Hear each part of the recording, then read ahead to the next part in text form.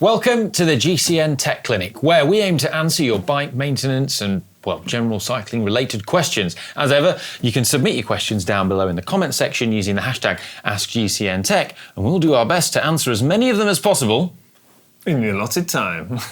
Sorry, I used some allotted time there. First question is from MTBert9307. I like the idea of a one-by system for my next gravel bike, but I don't want to be compromised on road speed or climbing. Why don't we see huge 9 to 52 tooth cassettes on road bikes here? How would that range compare to a more standard 2-by with a standard cassette? Is it a matter of time before 1-by takes over the road with huge cassettes? And is it possible to have one chainring but still have the same range in gears as a 2-by system? I mean, there's a lot to unpack in that question. Yeah. So first thing I want to discuss, I think the reason we're not seeing massive cassettes and 1-by chainrings like we see on bikes, mountain biking. I think the reason we're seeing that is because you end up with a really big jump in between each individual gear. When you're riding on the road, the differences in your speed for the majority of your riding are quite small, and you would often find yourself going in one gear you get always a bit hard, go to another gear you get always a bit easy. You kind of feel like you're missing out that middle ground. Yeah. In terms of overall range, well, I think you can achieve possibly close to what you can get with a 2-by setup with a 1-by, but then you get that extreme range, you're missing out on the gears that I've just explained. That's it, you get the bigger jumps in between. Yeah. You can get the same end to end, but yeah, you're, the other thing is like saying something like a 9-tooth. It's like, there's a lot of people who feel that the 10-tooth and the 9-tooth are a lot less efficient, and there's greater efficiency loss with those. Yeah, that is true. Plus you're cross-chaining more. And again, on the road, like, the efficiency is big. Yeah, I think it's just... If you're bothered about performance. Yeah, there's lots of pros and cons. Like, if you go 1-by, it's more aero, but then you're going to lose a bit of efficiency. Like, it all kind of gradually balances out. Plus, there's this other solution, which we've kind of overlooked so far here, is that other systems exist, like the classified system, which means you kind of get a bit of the benefits of both. Yeah. I don't think we're going to see 1-by systems take over on the road, and I think for the reasons we've just outlined, basically. Next question. Is from Broccoli Wobbles, who says, how many watts is it costing me when cross-chaining? Well, this is similar to the last question. Yeah. Well, Friction Facts, and then subsequently it was acquired by Ceramic Speed, did a load of testing on this a few years back. And it's probably not as much as what you think. So I remember they did it with 11-speed drivetrain, which is what most people have, but it's going to be similar results for 12-speed. And they found that the point at which you should change on your cassette is sort of 3 on your front derailleur, is basically 3 in either sort of side. So you get to the 8th sprocket up the cassette, you should then go into the little ring at the front. If you didn't do that, the difference was found to be less than a watt, though. Like less than a watt. That's less than I was expecting. So if you're in big, or if you're in the small ring and the big ring, the difference in efficiency is less than a watt. What was interesting, I remember from this, was that there was a much bigger difference. The worst gear you can be in, according to this data, was smally smalls. Yeah. So if you're in the little chain ring and then your little 11-tooth, inefficient. That was like, I think that was in the region of about 3 or 4 watts you were losing. That doesn't surprise me based on what we know about chainring sizes and sprocket sizes. But big rings are more efficient. I totally overlooked the aspect of cross-chaining when you're in the small chainring. Yeah. So yeah, basically try to avoid the extremes of the cassette, depending on which chainring you're in, basically. Yeah. But you know what? Don't get hung up on it. It's a couple of watts. Yeah. Who cares? Dr_AL next. Help. My cassette is stuck, brackets seized onto my free-hub body. Not even my local bike shop helped get it off. They also bent a couple of tools trying. Any words of wisdom? I do have a couple of words of wisdom. Firstly, I think we need to kind of know why you're trying to take the cassette off. Because is it that the cassette is worn out and it needs changing, or is it because you need to maybe change the free-hub bearings or the free-hub body? But what I would do is take the whole thing separate to the wheel, and then I think a vise and like a hammer and some like metal drifts are going to be a friend here. And unfortunately, you're going to have to risk sacrificing the free hub body. But you know what? If the cassette is worn out, you're going to have to buy a new cassette anyway. So then you might be it might just be far more time efficient to just buy a new freehub body. Like, depends on what wheels you've got and how expensive they are. Some freehub bodies like 30, 40 pounds. If the cassette is worn out, it's scrap anyway. There's no reconditioning, so you could cut it off. Well, you could cut it off. I think normally when you go into a bike shop, time starts to eventually cost more than what some of the components do. So you got to go, what's the most time efficient way? Well, maybe it's to buy a cheap cassette and find a replacement freehub body. Maybe you get it done for under £100. There you go.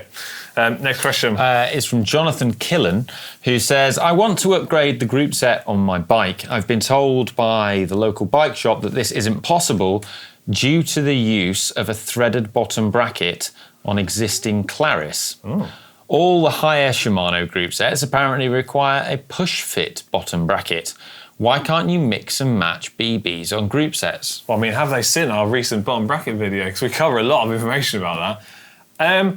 I don't see any reason why you can't mix and match different bottom bracket types, because as Calvin and Truman alluded to, basically the bottom bracket is now more about acting as an interface to make your bike frame compatible with your group set that you want to use. There's loads of different options and solutions out there. So I can't think of any different systems that you can't make work by using a different bottom bracket type. Yeah, absolutely. Yeah. And I don't think the local bike shop is at all correct in this assessment. I think the other thing as well is, say if you did have a bike that wasn't well suited to a Shimano crankset. So for example, not in your case, but if you had like an old, Cannondale with like a BB30, where it's more designed for a 30mm spindle. Shimano's have 24mm axles on the cranksets. You could run a different brand chain set. Yeah. Like, if you can't run the Claris, if you can't run your group set upgrade chain set, it's fine to run a different brand chain set to the group set that you're buying. Loads of people do it. Pro teams do it. So. Yeah, that's so true, actually. There's definitely a solution out there for you. I don't think you need to worry about not being able to make it work is the answer. Peter Strand-PD7 GS next. Good morning, tech crew. I've noticed very few of your bike valve stems have dust caps. Is this to save megawatts, or is there some other reason? Gigawatts. Remember when we did the Spooky Dokey April Fool's thing? Yeah. Yeah, maybe it's for something like that. Yeah, well, I think it's just one of those things. Unlike the bikes of experienced cyclists, you will usually see that they don't have the valve caps on, and that's because there's no need. You don't need them. It's not really serving a functional purpose. And they add weight. They add weight. When you want to pump your tyre up, it's something else to undo. That's the main thing. It's like when you're adjusting your tyre pressure, you just don't want to have to fiddle with that and then fiddle it back on.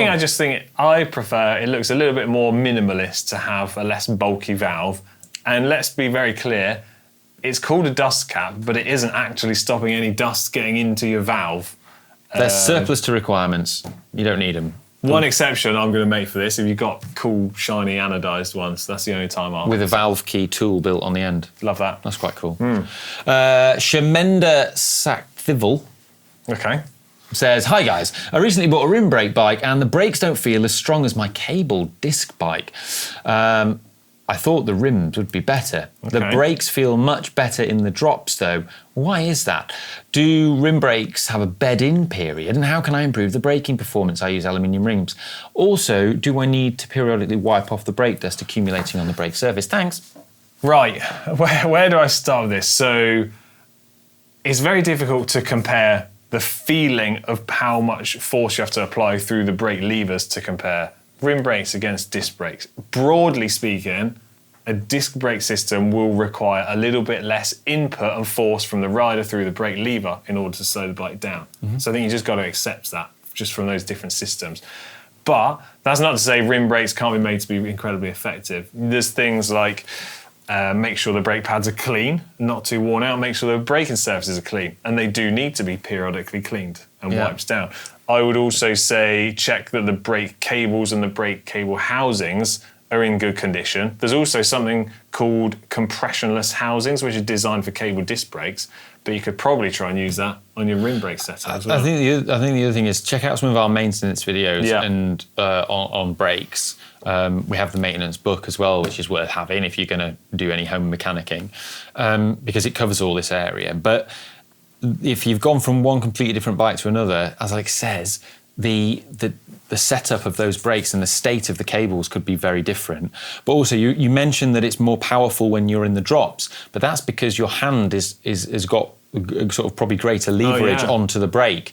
So it sounds to me that your rim brakes are set up to be a little bit spongy with quite a lot of lever travel. Yeah. You should be able to adjust them either by changing the cables, tightening the cables, or like just pulling the rim. You can adjust the actual where the rim pads are in relation to the actual rim itself by bringing them in closer, so that then you've got that more immediate on-off of the brake and you don't have to pull the lever travel so much. Yeah, I like that. I'm in agreement. Okay, Garcia 7116 next. With the adoption of wider tyres in the Pro Peloton to even to 20 and 30, even 32s, do we think the UCI will increase the width limitations of cyclocross tyres? No, I don't. Yeah. So at the moment, UCI limits cyclocross tyres to 33 millimetres, and they're really strict on this. They're pretty much checking every single bike as people are going up to the start line grid with a little plasticky clip thing. And if that doesn't fit over your tyres, they're like, no, mate, tyres are too big. It's just that's the rules, isn't it? And I think if you did widen the tyres, it would completely change the sport. Yeah, I feel Part of it is the skill of someone like Van der Poel or Pidcock being able to negotiate that really slippy terrain on a skinny tyre. I think, you're starting to blur the lines between cyclocross and gravel a little bit if you start adding wide tyres into the mix. And if I'm honest, I'm not sure it would even really be beneficial on a lot of cyclocross courses when they're super muddy and stuff like that. And right, on to our last question after you. From Ingulari, who says, I'm really curious now, how much does the chain bend when it's left cross-chaining on the bike for a long time? I doubt it would change anything as the chain wears when the tension is applied on the drivetrain. And here is no active tension. It doesn't sort of count from the derailleur tension the point he's making compared to when it's being pedalled. P.S. Personally, I dropped from a high gear into a slightly lower gear just to have a convenience of starting in a lower gear next time. So this was a sort of a bit of a follow-on from something we were discussing in the previous week about what gear people should leave their bike in. I said it doesn't matter, but let's be clear, leaving your bike cross-chain, like we've discussed earlier, even when you're riding it, it's going to cost you a fraction of a little bit of power, 1 to 2 watts. That's because of the extra friction. When you're not riding your bike, it doesn't matter at all. The tension is minimal. Even in extreme cases, it's not making any difference to the strength, longevity, or wear rate of your chain. There is one thing though that I know. So I remember speaking to some mechanics from a world tour team. Yeah. This is about 8 years ago now, and they were telling me how they had a problem with their bikes, and they were leaving all the bikes in like the middle of the cassette, because they found that the mech hangers on this particular... I won't name the brand, but it's a brand you've definitely heard of. They said that the mech hangers that were being supplied with the frames were so soft that they were bending when they were leaving them in the team truck if they left them in, like, say, Biggie Big. Well, you know what they need? A 3D printed titanium mech hanger from Silco. Oh, yeah, one of these boys, yeah. Well, I didn't know that was ever going to be a thing. I've never had that on one of my bikes, but, yeah, apparently... I think we're past that. I think that was, unless you have one of these. It falls bikes into the category of problems and things that don't really exist and you don't need to worry about. Yeah. Right, that's it for this week's GCN Tech Clinic. I say, as always, if I haven't got to your question, I apologise. Be persistent. Keep putting it in the comment section down below, and with any luck, we'll get to it in the coming weeks. Right, see you later.